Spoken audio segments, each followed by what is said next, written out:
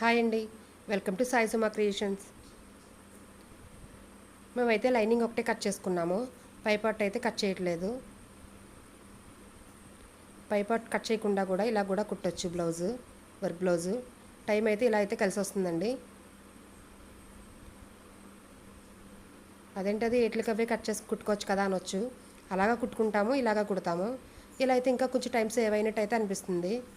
ఈజీగా కూడా ఉంది ఇలా అయితే.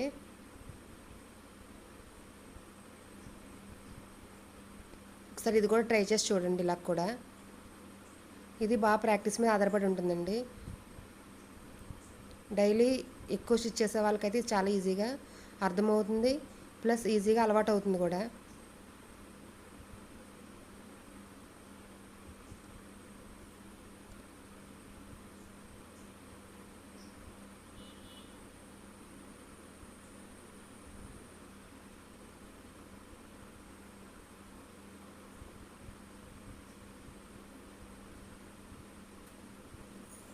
వెనక నుంచి పైకి తిరిగేసుకుని ఇలా వెనకాల నుంచి అయితే కుట్టుకోవాలి.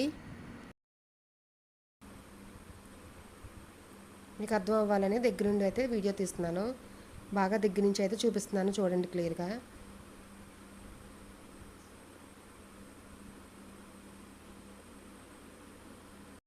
నేను మొత్తం బ్లౌజ్ అంతా కూడా స్టిచ్చింగ్ చేయడం అయితే చూపించట్లేదు, ఓన్లీ బ్యాక్ నెక్ ఒకటే చూపిస్తున్నాను. కుదిరితే హ్యాండ్స్ కూడా చూపిస్తాను అంతే. ఎందుకంటే మనకి వీడియో ఎక్కువ లెంతీగా ఉంటుంది కదండి, అందుకని ఓన్లీ బ్యాక్ నెక్ ఒకటే చూపిస్తున్నాను. మీకు కట్ వర్క్ అంటే back neck, hands, front same అన్నీ కూడా ఏది కూడా విడివిడిగా అయితే తీసుకోము మేము. ఓన్లీ క్లాత్ మీద పెట్టేసి తీసుకుని క్లాత్ మీద కుట్టేసి అప్పుడు కట్ చేసుకుంటున్నాము. సేమ్ బ్యాక్ పార్ట్ ఎలా అయితే మిగతా పార్ట్స్ అన్నీ కూడా అంతే. స్కిప్ చేయకుండా చూడండి దగ్గర నుంచి ఎలా తిప్పుతుందో తను.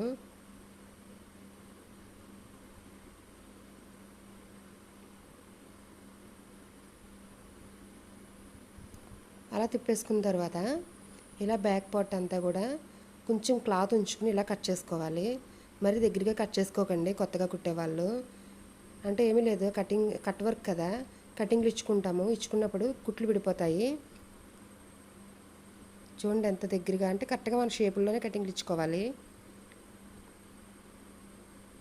ఎక్కడ స్కిప్ చేయకుండా చూసుకుంటే మనకి ఈజీగా అర్థమవుతుంది. మీకు అర్థమవుతుందని అనుకుంటున్నాను. తను చూడండి పూర్తిగా కట్ చేయకుండా ఓన్లీ వర్క్ మొత్తం స్టిచ్చింగ్ అంతా చేసేస్తుంది. అలా చేయడం వల్ల ఏంటి అంటే మనకి క్లాత్ కూడా సేవ్ అవుతుంది. స్టిచ్చింగ్ అయినా కటింగ్ అయినా ఏదైనా సరే ప్రాక్టీస్ మీద ఉంటుందండి. చూసేసాము నేర్చేసుకున్నాము అని వదిలేస్తే అదేమీ రాదు. కంటిన్యూగా కుడుతూ ఉంటేనే మనకి స్టిచ్చింగ్ అయినా కటింగ్ అయినా ఏదైనా క్లియర్గా వస్తుంది. వీళ్ళైతే విడిగా పొట్టు అయితే వద్దన్నారు, ఇలా శారీలో బ్లౌజే కావాలన్నారు. మేమైతే ఎలా ఉంటుందో కలర్ కాంబినేషను అందో అనుకున్నాము, కానీ బాగానే కనిపిస్తుంది, బ్రైట్గానే కనిపిస్తుంది బ్లౌజ్ వర్క్.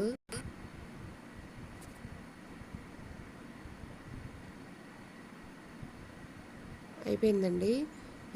ఇలా కుట్టుకున్న తర్వాత బ్లౌజ్ని బ్యాక్ వైపు నుంచి కుట్టుకుంటూ రావాలి.